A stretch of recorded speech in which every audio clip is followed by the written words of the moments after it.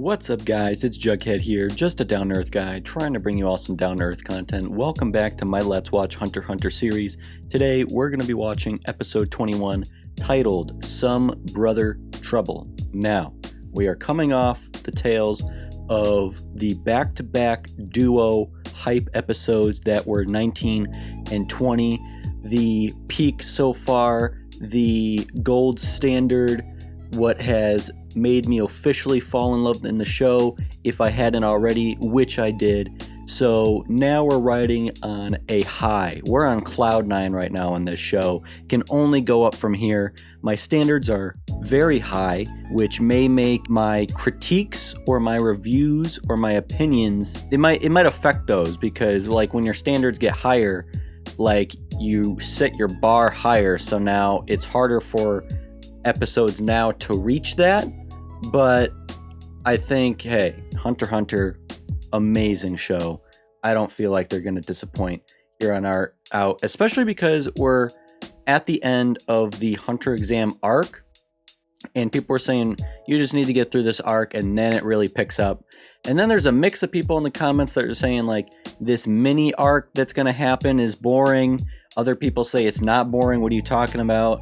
And then everybody agrees the new big arc, I guess, that follows is amazing. So we're working our way towards that. So from the end of episode 20, GON, Killua, Kurapika, Leorio are all hunters, and then our fellow people like Hisoka and Hanzo are hunters as well. We learn that Illumi, aka Gitterrocker, is Killua's older brother, and Killua got disqualified because he got butt detonated with mental manipulation and psychological warfare and abuse by his older brother, and he ended up killing Bodoro, which disqualified him, so he has left the building. Elvis has left the building. So I guess we're gonna see with the title Some Brother Trouble. Obviously this episode's gonna be about Killua or the aftermath, and hopefully we see GON go searching for Killua to reunite the friendship, bring him to the good side again, and take him away from the dark side. But we shall see. Enough talking here. Let's get into the episode. So, Hunter x Hunter, episode 21, Some Brother Trouble, in 3, 2, 1, let's watch. Let's see where the show takes us from here. I'm excited. Okay, oh yeah, this is just going to recap the last little bit that happened in the last episode where GON confronts Illumi, playing the moralistic route and demanding Illumi apologize to Killua, like that's going to do anything. So are they going to still call him Gitterrocker, or are we going to start calling him Illumi? And how do you come up with such a unique name like Gitterrocker? Like, where the hell does that come from? Like Genghis Roundstone, Chip Whitley, some random names. What a badass name. Satotz pulling up the rear. How long is GON gonna have this cast, too? Like, how long is that gonna keep him compromised? Band-Aid right in the middle. Can't apologize for something he doesn't know he did wrong. He's not sorry.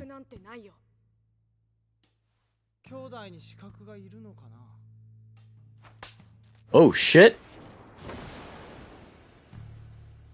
What the hell? Hey, that was pretty majestic.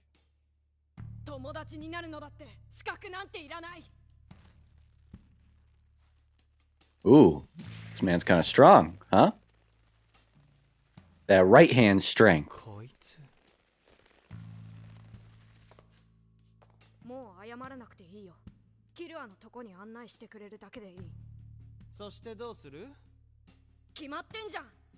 Say we're friends. bring Killua back. Bring the squad together.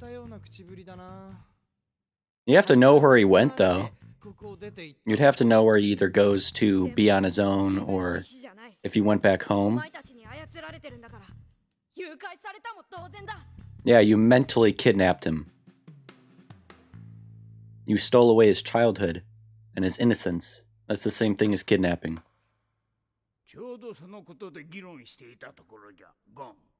Ooh, okay. Good. What have y'all been discussing?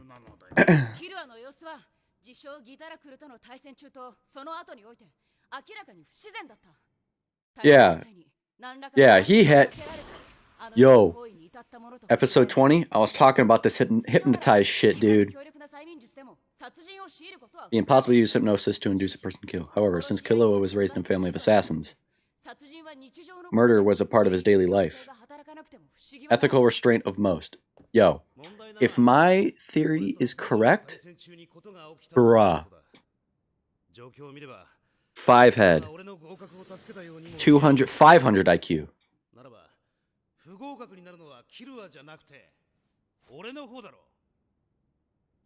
Ooh, that is true. Killua technically got involved in Leorio's match. What do you mean there are no clear signs of murder?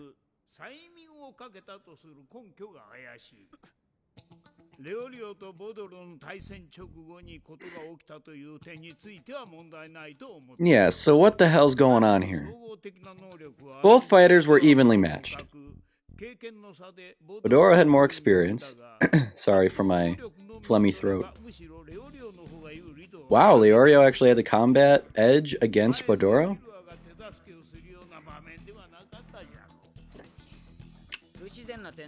Netsuro's not making much sense.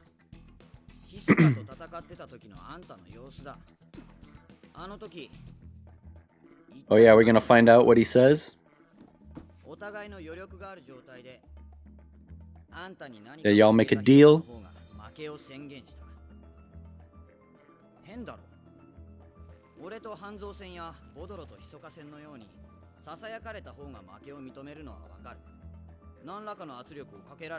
That is true. They were physically compromised, but they were evenly matched. They could have kept going.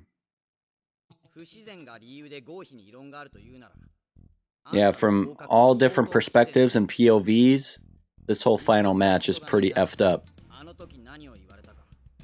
Spill the beans. Fine. We'll find out soon enough. Consider my victory to be odd. A victory by default would be equally odd. Ooh! Ooh! Right back at you, pal.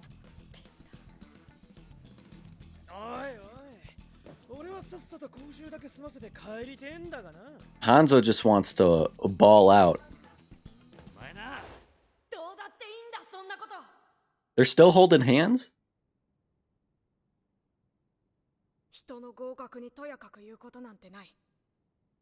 Speak the truth, GON. Yeah, that's what he's doing. Killua retakes the hunter exam, he'll definitely pass. True. Because he can't be there again. It is what it is. You've been forcing Killua to kill, against his will, all this time. You're a monster. I'll never forgive you. Yeah, you talk like Illumi cares. Like that's gonna actually have any weight on him. Oh shit. What are you doing? What are you doing? What are you doing? Yeah, don't hypnotize his ass either. You and your stupid one strand of hair. Yeah, let's break the tension here.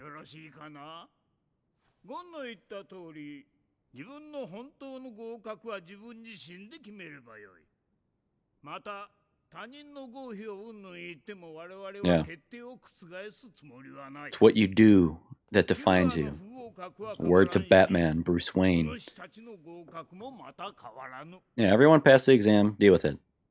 Move on. Onward and upward, as I always say. Now, Mr. P-Head. Little edamame head. They don't have your face on it though. Allows you to enter 90% of the countries that limit immigration, as well as 75% of the restricted areas in the world. That's cool. You may use 95% of public facilities at no cost. And banks will treat you as if you were a top-rated company. Dope. If you sell the card, you'll have enough blah blah blah.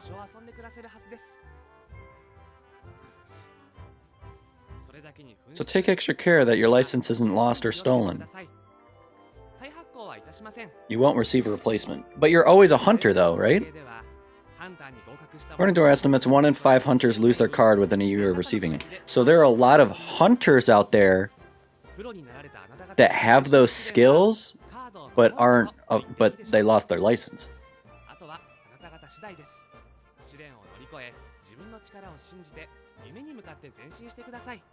That's a nice little motivational speech right there.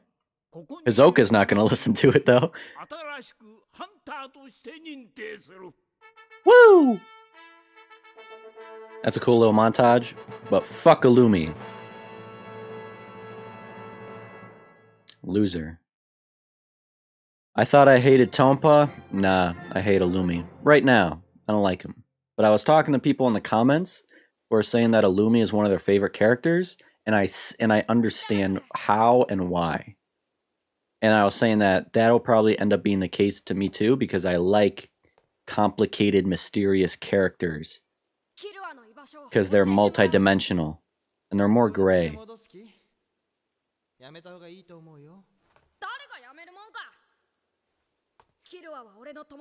Hell yeah, Killua is my friend. They're gonna be the duo. The trio. Woo! W. Yeah, where are you going? Killua went home. Why? Do they live on top of a goddamn mountain somewhere? Ah, well, okay. The summit of a mountain. That's nice. Kukuroo. Let me guess, that's a super dangerous mountain.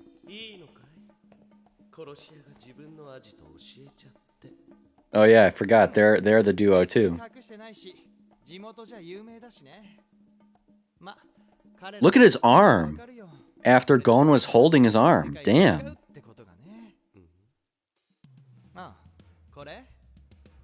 Yeah, what the hell that? He broke his... Oh, isn't this guy like all fucking gelatinous or something? Or Gon's just that strong he broke his wrist. I can understand your concern over his future. So, does Hisoka care?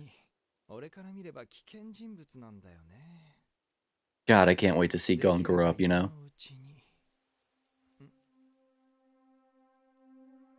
Hisoka's not gonna... Hey, yeah, see, yeah. Gon is his. Hell yeah, I love Hisoka, bruh. Only known you for a short while, but I know your taste. Ooh, so they're not... So, they're just starting to work together. They're not like colleagues or... what would you call it? I don't know. Definitely not friends. They don't have friends. Oh yeah, waiting for the fruit to ripen. Gon still owes Hisoka. He still has to punch him in the face. Get his badge back. That'll be cool to see one day.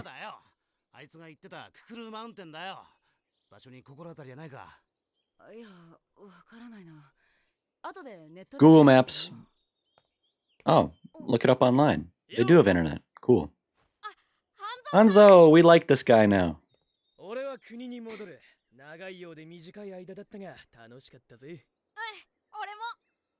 I like how they all respect each other.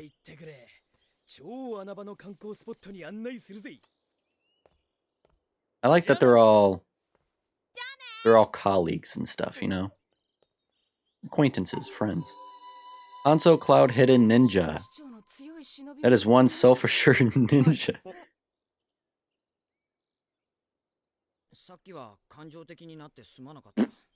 Who cares about this guy? Unless he saves the day sometime, meh. Who cares? I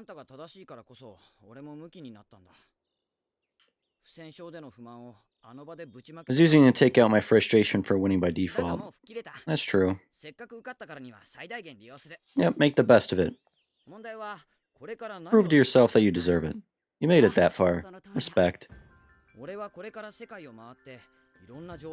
Gathering information and discovering new species. An exotic game hunter. Hell yeah, that's kind of cool. That's dope. That'd be cool if we get to see him in the future. You can use this to obtain all kinds of information. Oh yeah. Can you look up a hunter named Ging? Ooh, his dad. Oh, is he gonna stop him? Oh. I like how it's like this like goodbye ceremony, you know? Like everybody's saying goodbye to each other, getting ready to move on, live their own lives. It's kind of sad almost. Like melancholy. Like, am I weird for feeling that way? Ooh, serious influence, national level. Yeah, your dad's a G. But yeah, I almost feel melancholy. Like 21 episodes with all these characters, and now they're all branching out, doing their own thing, going on to live their own lives.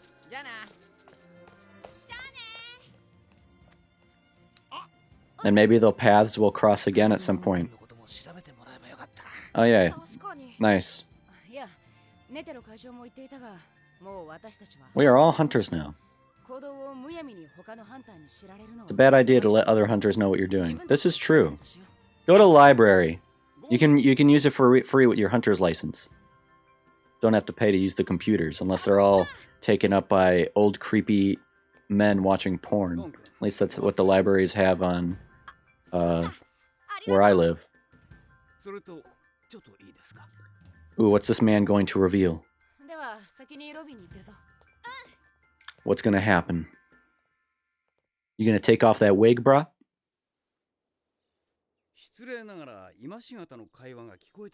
He seems like such a mentor. Father figure almost. I like that.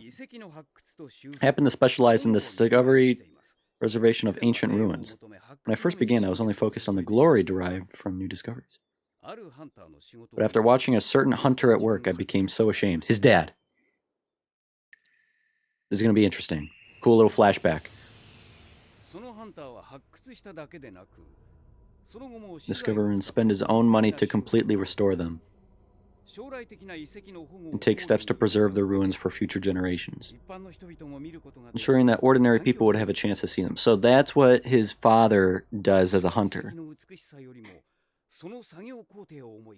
Yeah, the dedication to the craft. So he knows his father.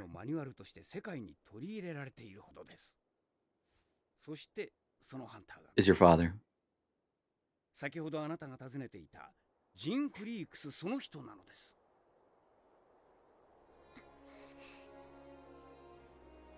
So he's doing just all right. Ooh, okay. Oh, damn, he's an enigma, he's a mystery. Hard to crack. You really don't want to be found. Makes it all that more impactful if he ever does meet his father. Ooh, I hope that happens. That would be cool. Satotz is a good guy. I like this guy. Mysterious fellow in the beginning, but man, he's a good guy. Cool little father figure, almost. What were you gonna say, man? Don't be ashamed.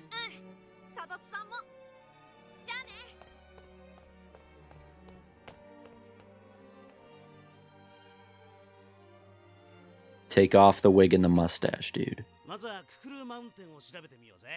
ああ、ククルーマウンテンとあったぞ。ククルーマウンテン、パドキア共和国デントラ地区にある。Damn, that's a tall ass mountain. Republic of Podokea. So where are they? I want to learn more about the continents and the world that they live on. Huh. Cool. So people were traveling all over the place. How long have they been there? That Killua is all the way already over there. Like, how long have they been here? They're gonna be free, right? Is this the first time we've even seen a car? Like, normal life?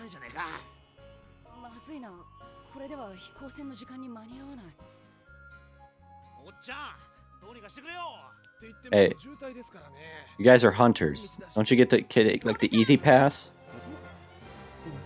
What? What are you doing? What are you doing? Oh yeah, they're running. They going on foot, bruh. Looks like Chicago traffic. Know how you feel.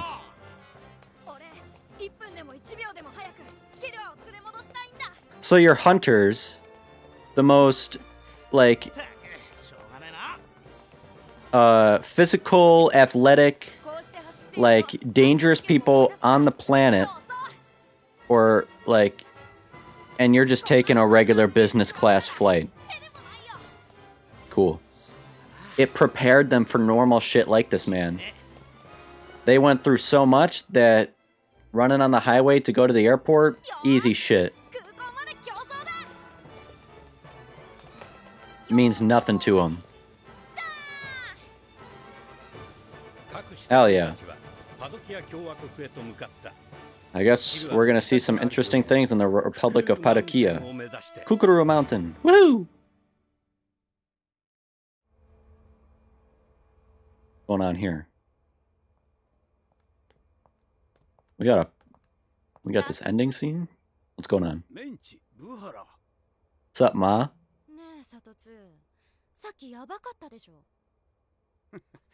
What? What's going on?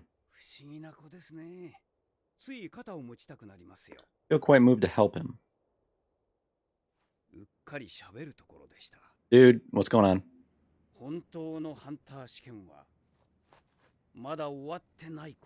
What? Huh? What you talking about, Willis? So, let's discuss. Excuse the wardrobe change and the setting change. I recorded the episode very late at night at like 3 o'clock in the morning, and then by the time I got my thoughts together and wrote my bullet points down and my notes down to get the discussion, I was like, I'm about to pass out at my desk, and I'm not going to make it through the discussion, so my ass went to sleep, and now I'm doing this the morning after. So, and I was not like, I'm going to pretend that this was all in one recording. I'm going to wear the exact same outfit I wore last time, so it looks like I never went to sleep. Fuck that. I'm putting on the clothes I want to wear today, so I'm discussing today. Probably better, because if I tried to discuss this last night at like 4 o'clock in the morning, and with how long this discussion is probably going to be another 40 minutes, I would have passed out at my desk. My head would have hit the table. Would not have been a good discussion. I feel much better doing this today. So, the Hunter exam arc is officially over, I take it. Yeah? Well, the arc anyways. As we know from the last few seconds of this episode, we can question, is the Hunter exam itself over? Who knows? Very cryptic, but we will get to that later on in the discussion since it's at the end of the episode. Just right now, we're leaving the Hunter exam arc and we're leaving it behind us. We're moving on.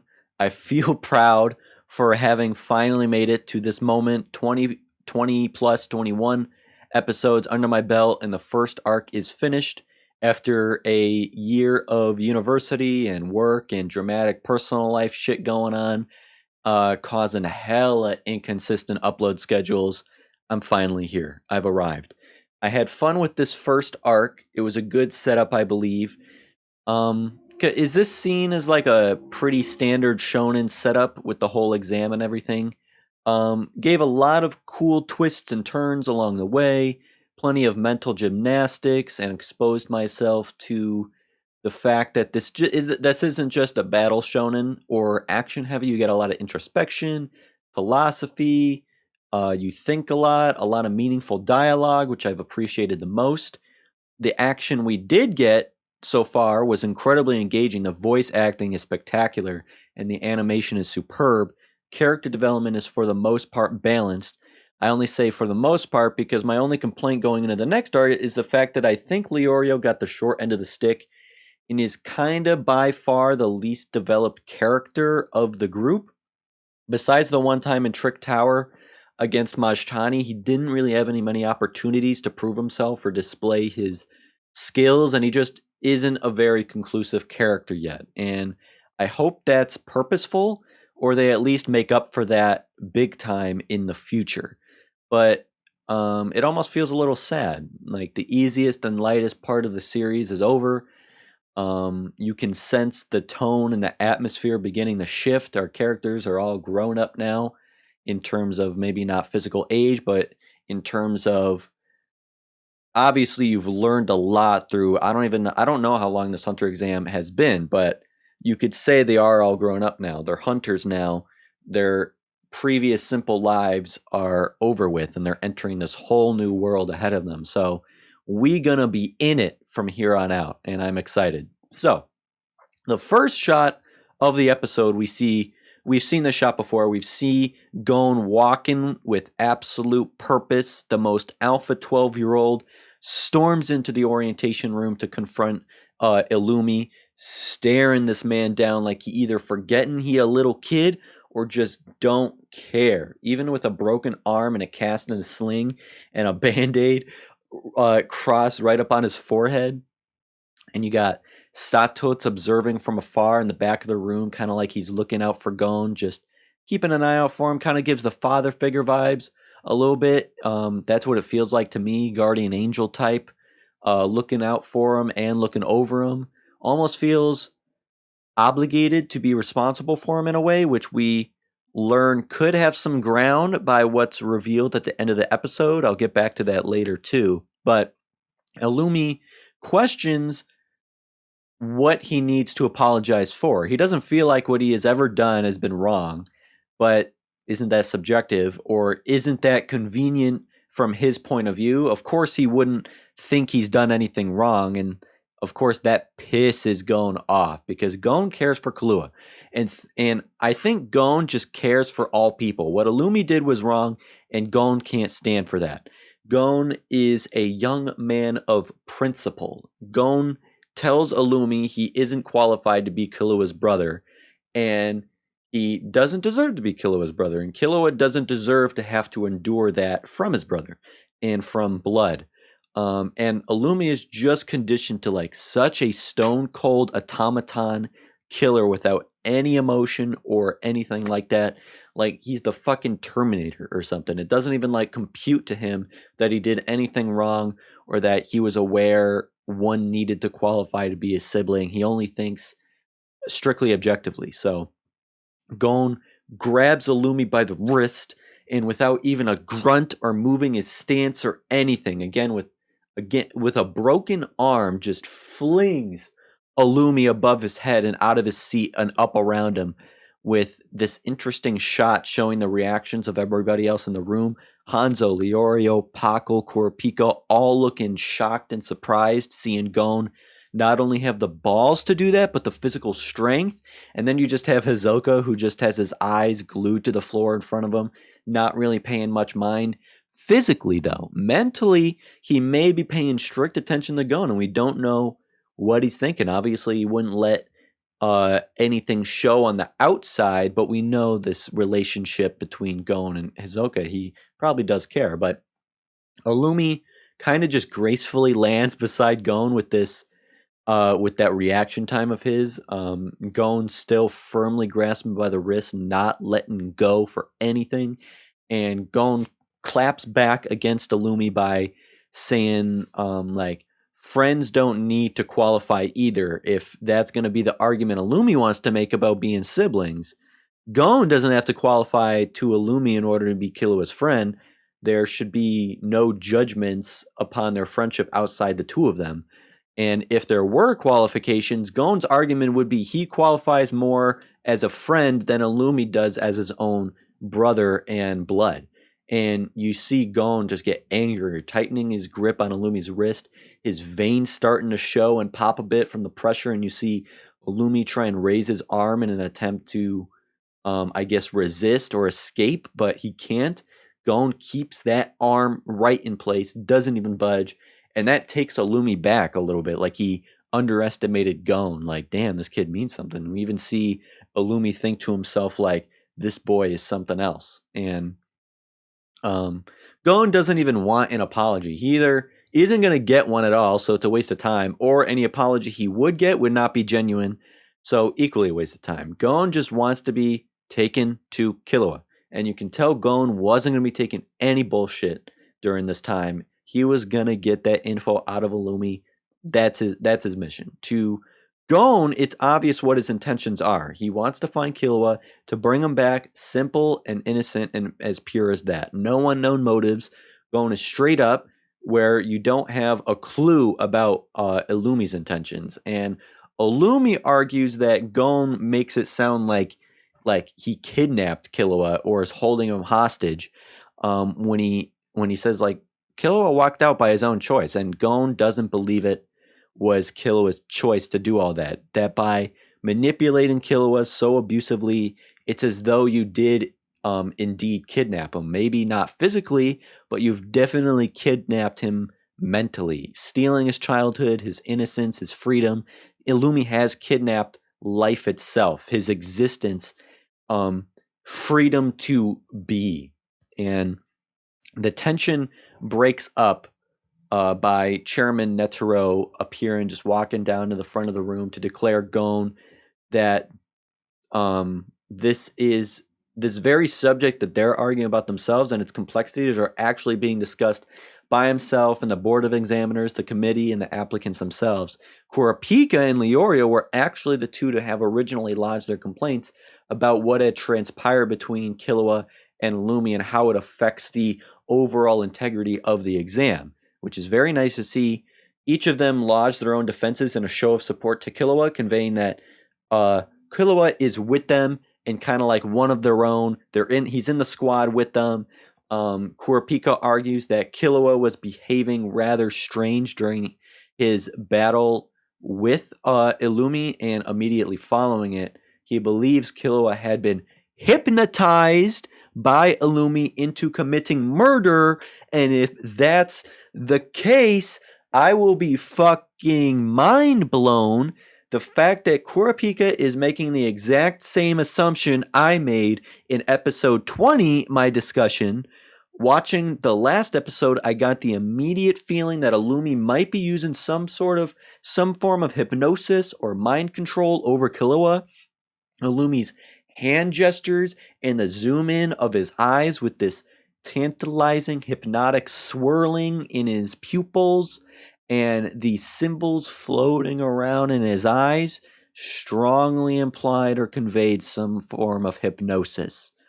And I thought I was possibly reaching a little bit, thought it was a little bit out there, but I'll say it anyways. But I was hyped to see Kurapika make the same judgment. I'm just a genius, it seems. Even Kurapika admits that under normal circumstances, one would think it's impossible to somehow be capable of hypnotizing a person to such a deep state as to induce that individual to kill. However, these are not normal circumstances. Killua and Illumi come from a family of deadly assassins. Both are conditioned and desensitized to murder and death. Killing is a facet of their everyday life and their family culture. And this sort of exception to normal circumstance could logically suggest that Killua would lack the ethical or moral, I don't know the difference between the two, restraint that most of us all have to not do that. And behind Kurapika is Leorio, who also stands up to state his own complaint, though his argument is quite different, very suiting to his own personality. The event with Killua killing Bedoro occurred in the middle of Leorio's match against Bedoro. One could see this as Killua intending to aid in Leorio's cause, interfering with his match, killing Bedoro so Leorio may win. But given that perspective that he's presenting, Leorio asked, shouldn't he be disqualified instead? Because why was he not punished? Because remember, from episode 19, when Leorio threatened to protect Gon from Hanzo, the referees told Leorio that his interfering to aid Gon would only cause Gon to be disqualified. Therefore, if Killua interfered to aid Leorio, it should be Leorio who was disqualified, not Killua. In any case, Kurapika still exclaims that Killua was not under his own control and should not have been disqualified. So both of them are arguing that Killua should not have been disqualified. And I love how each of them displayed their trademark personality traits in their arguments. You have Gon showing his physical strength, breaking Illumi's arm and standing his ground with his unwavering spirit to find Killua, who he pledges his friendship to. Kurapika with his intelligence and perception, detecting Killua's strange behavior from Illumi's hypnotic-looking actions. And then Leorio with his sacrificial camaraderie, arguing for his own disqualification instead of Killua's. So you have all this going around, and Netero, however, dismisses Kurapika's claim, saying it is mere speculation. You got no proof, therefore he cannot acknowledge it. But I don't understand what he meant. Like right after he said there was no clear sign of murder. Like, what the hell does that even mean? Killua stabbed Bedoro through the chest with his fucking bare hands and killed him right in front of everybody. I don't know what clear signs of murder he means or what he needs to see to argue otherwise. Is this a translation error in the subtitles? Or what the fuck does no clear signs of murder mean? Am I dumb? Because to me, clearly Bedoro was murdered.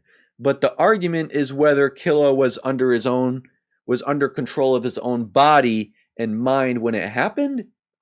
Because that's a completely different thing. Sorry, I do this because my hair's so long. A lot of the hair is mature, so I get a lot of like loose hair that I just take out of my head and throw it in my trash can. Sorry, it's like an annoying habit now. I'm going to stop.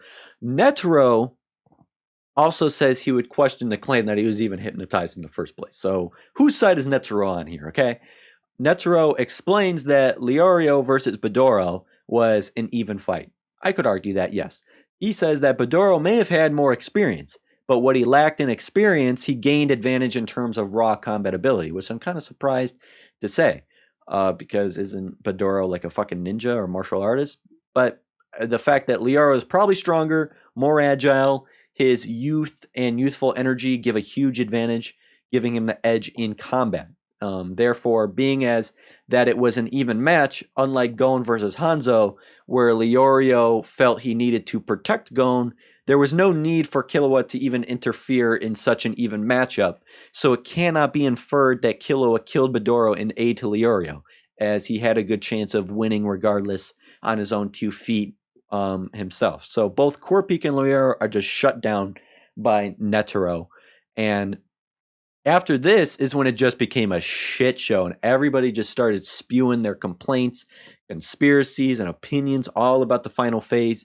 And it seems the fairness of certain applicants passing for whatever certain reasons appears to remain in dispute among everybody. It's like, now that they're hunters, a number of them are also trying to deal with some level of doubt or insecurity that has come with their own passing, similar to what we saw Gon do. You have Pokkle bringing up Hisoka and Kurapika's fight, asking Kurapika what Hisoka said to him. He complains that neither of them during their fight were tired. They could have continued fighting against each other until one of them surrendered in combat to determine a true winner of the round. But Hisoka we remember, whispered something into Kurapika's ear right before conceding the round. And just as I'm very curious as to what was whispered to Kurapika, so is Pokkle, though he has this attitude like him and everybody else in the room are obligated to know, since it was influential, I guess, in the broad scheme of the tournament and gave Kurapika the win, making him a hunter right then and there. So it is a decent argument on its own. Pokkle says he'd understand if Kurapika was at least beaten and defeated in combat with no hopes of winning, like what had occurred between Pokkle and Hanzo. Hanzo threatening to do worse to Pokkle than what he did to Gon and having him in an arm lock about to break his arm again. Or you got Hisoka whispering into Badoro's ear when he was beaten to a pulp laying on the ground. And if Kurapika is going to question anything odd, if what am I trying to say? If Kurapika is going to question anything odd in a tournament like Killua being hypnotized, Pokkle feels it right to question something equally as odd like Kurapika reaching a bargain with Hisoka. So Kurapika doesn't really like that. Kurapika says he's not obligated to tell anybody. He doesn't owe anybody an explanation. He may not owe anyone an answer, but I personally do think Kurapika owes Hisoka. He did reach a bargain somehow, I think. I think Hisoka threatened Kurapika with something and offered to spare him or something or give him information, but Kurapika will owe Hisoka in the future for that, and I'm standing by that. My theory about Killua being hypnotized is somewhat valid. I'm banking on going 2 for 2 here on this theory as well. So Hisoka has to know a number of things about with his experience, knowledge, skill set, etc., and whatever his line of work is. My guesses are Hisoka knows about the Kurta clan. He knows they were all wiped out. He knows Kurapika is the last remaining member of the Kurta clan. He knows about the Phantom Troop. Hell, he may even be working with or for the Phantom Troop, or he knows them personally, because if he's this fucking assassin-type killer, maybe you run with those groups of people. He may have information he can give Kurapika, and perhaps Hisoka threatened Kurapika with something but backed off on it if Kurapika owes him. All I know is it has to be some sort of blackmail or extortion going on, because it wouldn't be like that seeing Kurapika's shocked face just standing frozen like that. He had to say something like that. Like, I won't kill you, but you owe me one. I know this, and I'll tell you blah, blah, blah, but you'll owe me. Something like that. I don't know what it is, but it's something like that. Predicting it now, leave a bookmark on this statement now to come back to it some episode in the far future. I'm calling it. So Kurapika may indeed have a secret. A bargain could have been made. Pokkle could be right. And while Kurapika may owe Hisoka, he doesn't owe Pokkle anything. You don't owe him shit. Especially since Pokkle is calling out Kurapika when Kurapika can just as easily flip the script on him back onto Pokkle and ask him why he was just given a free round when he was just given a free round and he won, not even having to fight Killua at all. Immediately tapped out against Hanzo and then didn't even have to fight in his second matchup. So don't be talking shit, pussy, is what Kurapika is essentially saying right here. Water break. Hold on. Pause.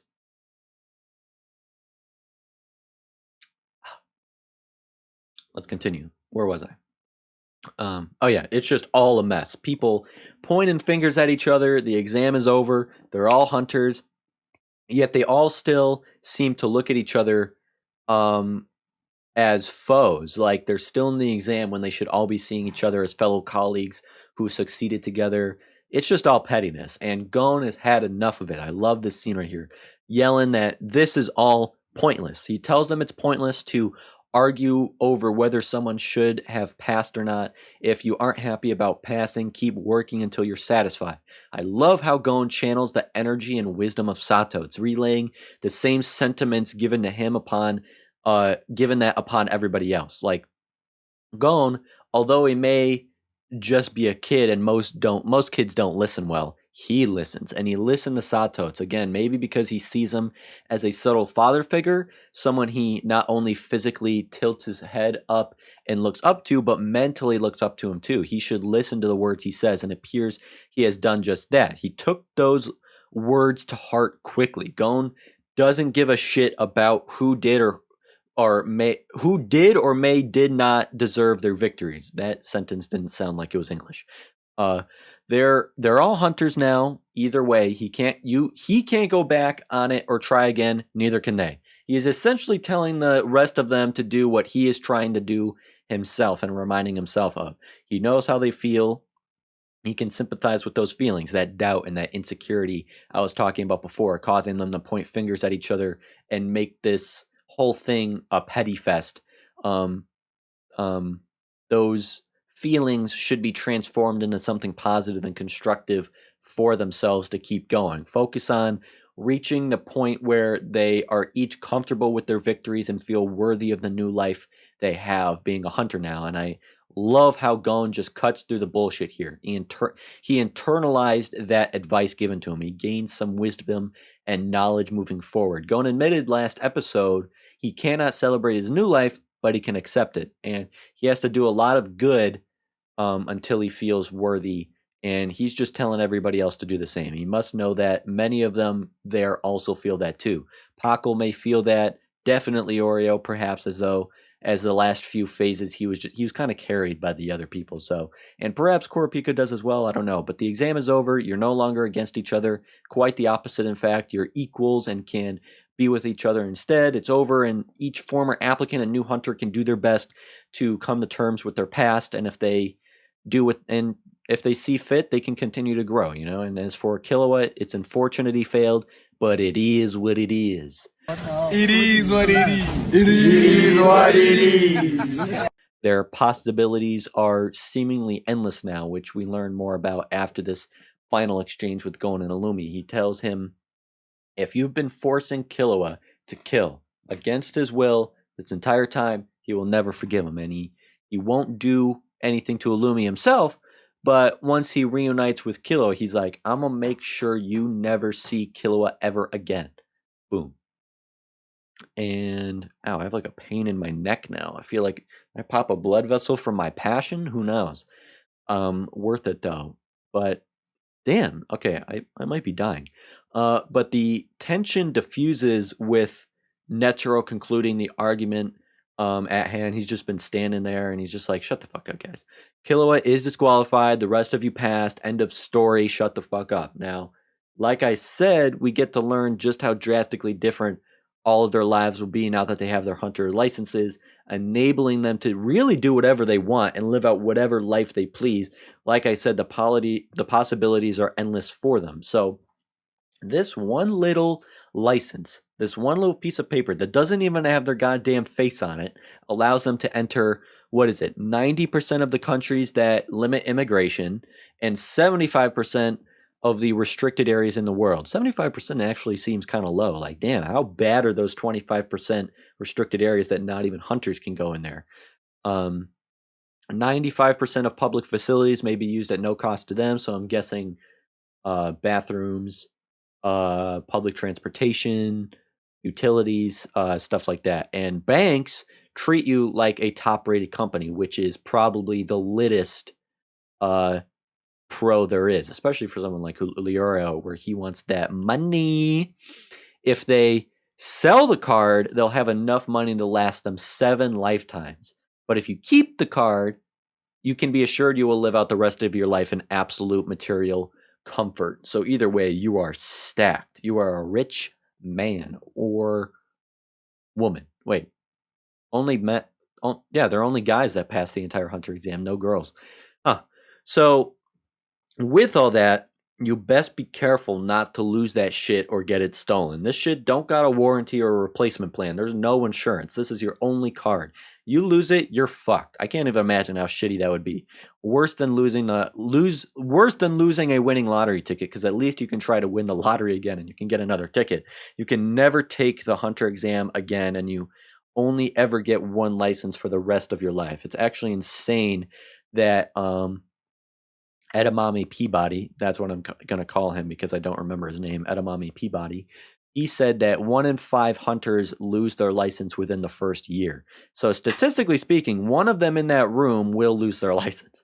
And that's just within the first year. Imagine how many lose it across their entire lifetime. So not only do you have 1 in 5 hunters out there with no license and essentially their life ruined because just being a hunter, I imagine, doesn't mean anything without the license to prove it.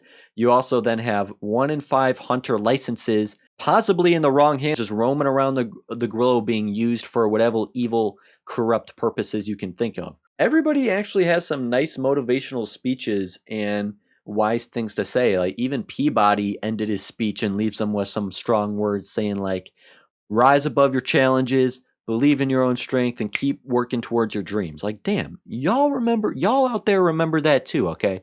But now that they're all newly licensed hunters, it will be refreshing to now see them released back into the real everyday world, unchained, free from the stresses and the confines from the exam, although many new stresses and confines will be presented to them and thrust upon them all, I more than imagine. Like Peabody said, the first job as a hunter is to protect your license. Even right off the bat, the second you step foot into the real world, there could be people out there out for you to kill you for that license, and you have all this comfort in the world now, yet no comfort at all. It's almost like the greatest irony there is, and a curse of the hunter exam and the pursuit to be one and gain that license. The grass ain't always greener on the other side once you're standing on it, type of thing. But we see, is this the final confrontation? I think it is. Though we see one final confrontation between Gon and Illumi, who Gon still calls Gitarocker, so I don't know what we want to call him. I'm just going to call him Illumi.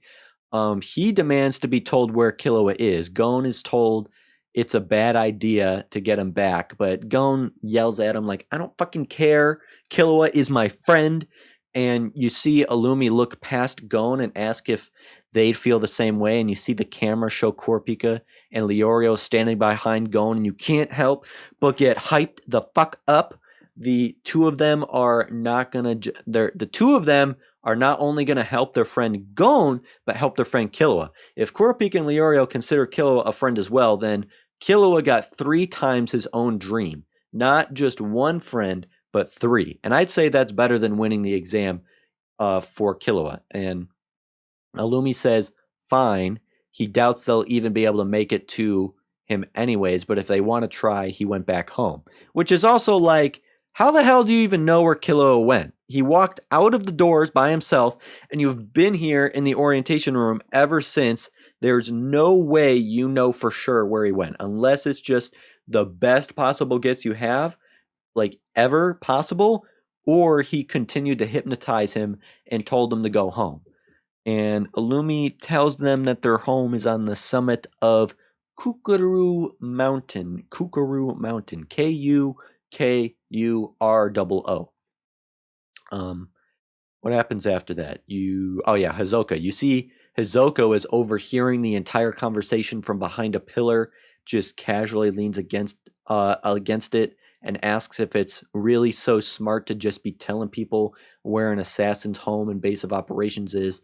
And that is true, but apparently all the locals know where they live anyways, and I assume they know who they are, so it's not the biggest secret in the world. And I imagine if y'all are assassins, you don't really got to be worried about people running up on your crib if y'all are capable of ripping people's hearts out of their chests at light speed. So I think they're booling. They're chilled. They don't care. We also learned that what was that thing? The thing on his arm. That Gon was so strong that he broke Illumi's arm. But even so, even more creepy, Illumi doesn't even seem to care or be bothered by it. I'm guessing he as well has been through that extensive abuse and physical pain and torture in his upbringing in his own childhood to be immune or desensitized to most things, if not all things. And he admits Gon is an interesting fellow, and you see Hisoka smirk as though he is proud of Gon. Of course, we know Hisoka is indeed probably happy to see people become stronger. He wants to kill Gon someday once he is stronger and worthy of killing. So seeing him be this strong now, he may grow to be a great adversary in equal, nothing turns Hisoka on more than that. All that bloodlust just flowing up inside his body. And Illumi says, I can understand your concern for his future, which is like, what does that mean? Huh? What does that mean? You guys give your thoughts without spoilers. It may just be straightforward. Like, does it mean what I just said? He's simply concerned as he is interested in his future and becoming stronger, becoming worthy, or does he actually care about Gon in some way? I don't believe so. I doubt it, because it's almost less complicated than the dynamic we're aware of now. He doesn't want Gon to die if it's not by his own hands, when he hopes that they can someday face each other in an equal weight class, in a way, that analogy. Though that makes Gon all that more dangerous, according to Illumi. He must truly be something if he has Hisoka's attention, and he could be more dangerous because it could compromise Hisoka. Or perhaps Hisoka will protect him. It's almost an advantage to Gon to have that spotlight on him. Illumi kind of mutters that, what did he say? That he would like to deal with Gon as soon as possible, but that shit don't sit right with Hisoka. You see his nonchalant demeanor completely change.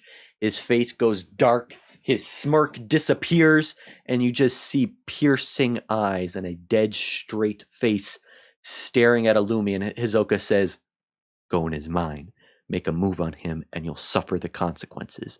A lot of things from that little exchange right there. Hisoka does not fuck around. What he wants, he gets, and he's straightforward. Gon is his, again, meaning the only one who gets to kill him is Hisoka. Don't get in the way of his bloodlust. And what would you call it? What's the word? Grooming, maturing, ripening of the fruit, ripening of his rival. You also, again, see not so much a power struggle, because it doesn't appear that Illumi even cares that he is below Hisoka in the hierarchy between them, but you definitely get the feeling that a hierarchy does clearly exist. Illumi says he has only known Hisoka for a short while, but he knows Hisoka's taste. So he said before he knows Hisoka's ideologies and philosophies, he just doesn't agree with them. But we also learned the two have a very short history together. Like, before I almost figured they must have known each other for a long time and they entered the exam together, but in fact, they've only known each other a short time. So then I ask myself, how did the two of them meet? Why are they working together? We know Illumi is an assassin, so who the fuck is Hisoka? A lot of questions you can derive from this short little exchange here. Hisoka's fixation on Gon's potential to someday be killed is, like I said, basically orgasmic to him. That's the word I want to use, orgasmic. He says he is waiting patiently for the fruit to ripen. We saw that a few episodes ago when talking about Kurapika and Leorio. He said that as well. What did he say? How hard is it to desire fruit that are unripe? He wants to kill Gon, but also Kurapika and Leorio, I assume, too, and waits patiently, lustily for them to ripen. So we have to see what happens, if Hisoka is going to keep tabs on them, track them, watch their location, or if he's just going to do his own thing and they'll meet up at some point in the future, or what, who knows. But the rest of the episode is actually very calm, and more so, I don't even know how to describe it. Melancholy, sad, but also introspective, emotional. Yeah, really just amazing because of the dialogue and the atmosphere. Again, the exam is over. Now that everyone is going their own way and departing, we begin to see the scope of this world become clearer. As it broadens, we see just how big the world is. We remember this world is huge and modern, full of instability, secrets, mysteries, politics, and its own complexities in its own way. While we're no longer tunnel visioned just by the Hunter exam, now we get to see even more of the world building. But what I mean by it being melancholy and even a bit emotional is the fact that everybody is departing, going their own way, going on to live their own life. It's like when you graduate high school and go on to college, and after college, what small percentage of original friends do you have? People move away. You may never talk to some people again or see them again. I'm happy. For me personally, like thinking about myself, I'm happy at least one of my best friends is my first real friend ever. We've been best friends since kindergarten, 5 goddamn years old. I'm almost 24 now. That's insane. Or my two other best friends I went to high school with, but we weren't very close in high school up until not up until sophomore year of college. And then one of my newest friends is a girl I was close with. I was close friends with freshman year of high school, kind of disconnected after freshman year, not really close friends anymore. I'm going to blame that on some toxic ass high school relationships, an insecure girlfriend for that. Gross. Blech. And then only a year ago, I think, yeah, just about a year ago, we reconnected and somehow randomly, very organically, and instantly hit it off and are like the closest friends or one of the closest people in each other's lives. And it's just weird how life works that way. And whereas I had best friends like brothers, I considered, who I just haven't really talked to much in the past 2 years, and it's kind of sad, but I see that here as well.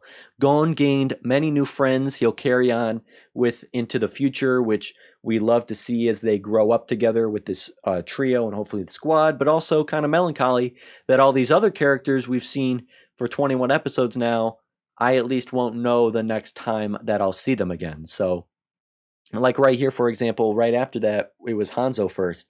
Gon smiles, waves to Hanzo. Hanzo says he's headed back home.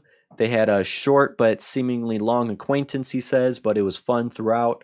And he tells them that if they ever happen to visit his country, to let him know. They'll reconnect, and Hanzo will show them around like no tourist could ever hope to experience it.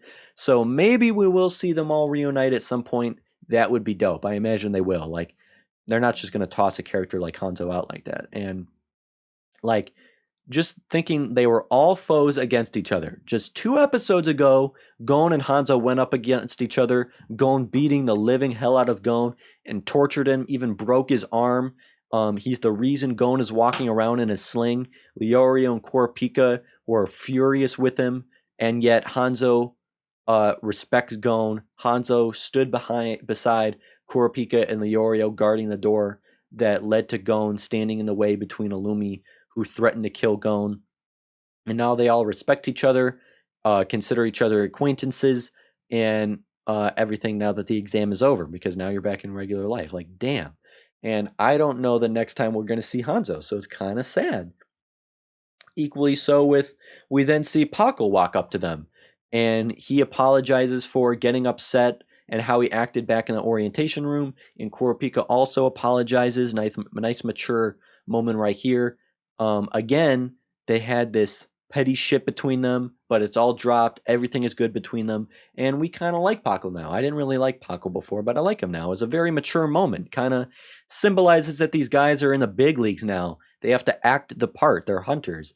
Maybe make as few enemies as you can. Make as many friends as you can. Even Pokkle says since he passed, he's just going to make the best out of it. He doesn't like that he won by default, but he will make it up to himself by how he acts and what he accomplishes now. And he says the huge question here, the only thing is what to do next. Exactly. That's what every one of them has to answer. Pokkle says he is going to travel the world, gathering information, discovering new species. He says he's going to be an exotic game hunter. And this is what's really cool now that we're out of the exam and expanding the world and letting our characters roam free. The possibilities for what hunters can do with their time and newfound abundant resources is virtually limitless. Therefore, any hunter presumably doesn't have to actually walk away from passing the exam with any particular skill set like you would graduating high school or a trade school or university or taking the bar or the CPA exam. Like, Buhara and Menchi are both gourmet hunters.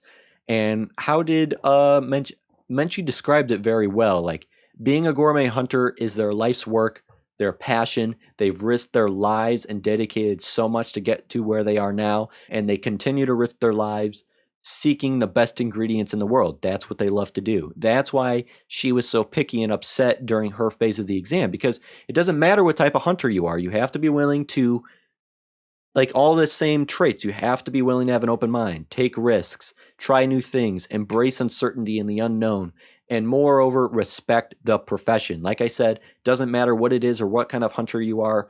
Even gourmet hunters require determination, focus, resilience, and are capable of a whole lot and make a huge difference in the world. Same can be said for Pokkle. Even when exotic game hunter and gourmet hunter have very few things to do with each other. They're both hunters, but they choose their own path that's right for them. Just as Kurapika said all the way back in episode 1, the very first goddamn episode, Kurapika said he wants to be a blacklist hunter.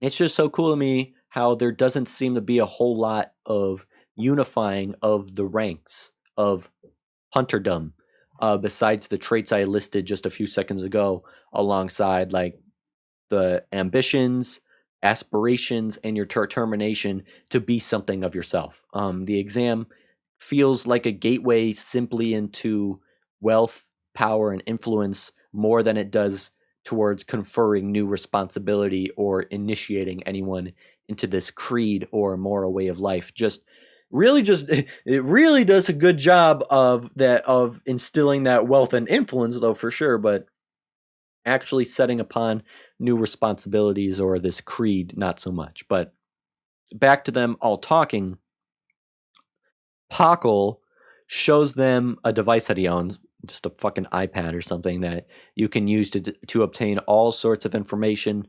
Gon asks Pokkle if he can look up a hunter's name. Ooh. Ging freaks. I didn't know that his last name was Freecss, but Ging freaks, who we know is Gon's father. Pokkle asks, like, who the hell is this guy? Who this guy is, because any and all information he tries to look up related to this Ging guy is behind a very tight security system requiring all kinds of access codes, passwords, and clearances. And this means Ging has some serious influence even at the national level. Like, even Leorio like bends down and tells Gon, like, damn, your dad is somebody really special. Like, holy shit.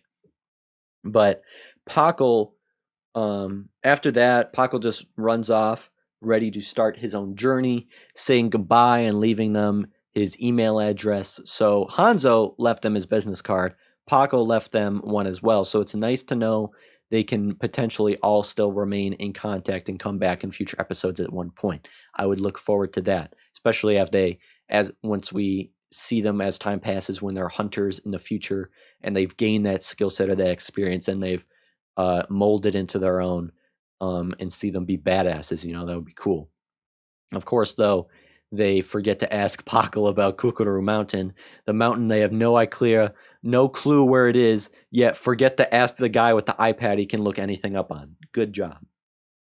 Fucking my throat is dying. I need more water. Water break times 2, part 2.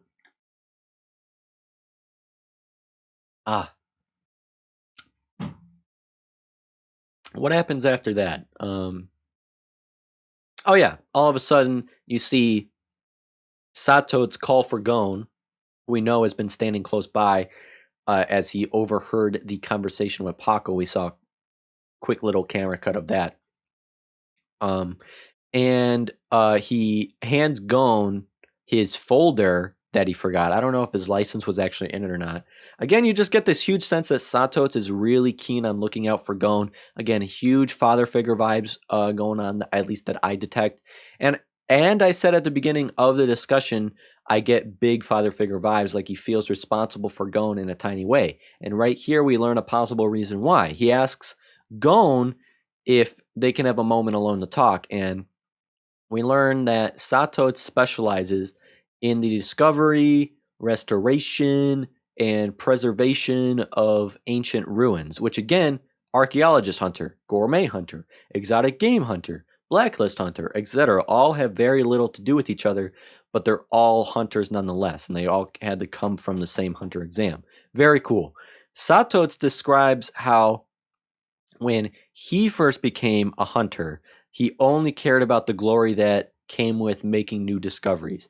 However, he became ashamed of himself after watching a certain hunter in the same line of work as him, but with a completely different passion and approach.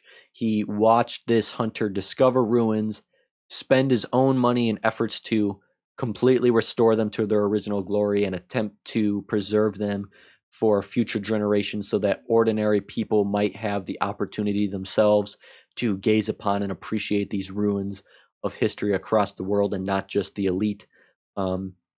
Where Satotz only cared about the glory behind discovering things for himself and the ego that came with that, he was more impressed by that hunter's dedication to his work and his craft and the good intentions he had than he was impressed by the beauty of the actual ruins themselves he was so passionate about in the first place that made him want to become a archaeological hunter. And that hunter gave him a new perspective in life and taught him something. And the work that hunter has done is documented in manuals all over the world and used by so many people. And Satotz reveals that hunter is Gon's father.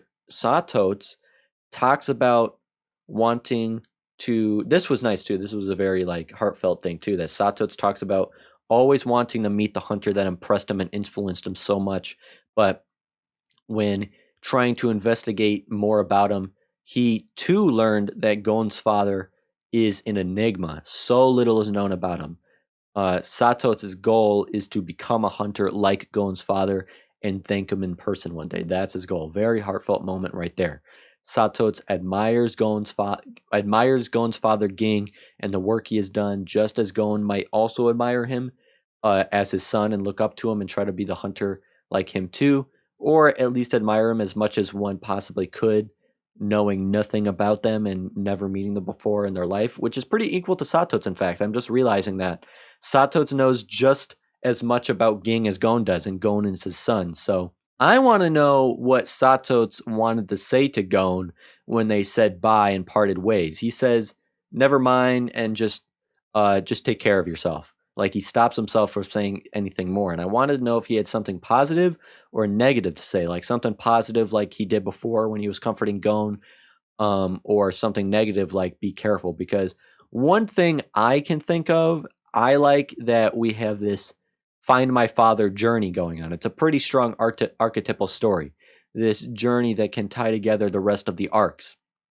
But what I can think of is if this journey ends well or not. Like right now, Ging remains a very distant star. There is still so much we don't know. It's that it goes by that saying that people quote, aim for the star that is closest to you instead of the one that you cannot yet see. So Ging is that distant star that Gon cannot see yet. And perhaps he will get closer the more he aims for the stars he can see, kind of like a connect the dots, the closest being getting Killua back. But if once he gets to that most distant star, what if it's not all he hoped it to be? If Gon ever discovers his father and meets him, will it all or anything in Gon's eyes justify his abandonment and his absence from Gon's life? Is Ging really a good man? Is he a good person or not? Even for Satotz, they always say never meet your heroes. What if that's the case here? I don't know, but it's a possibility. But I do hope we also see more of Satotz.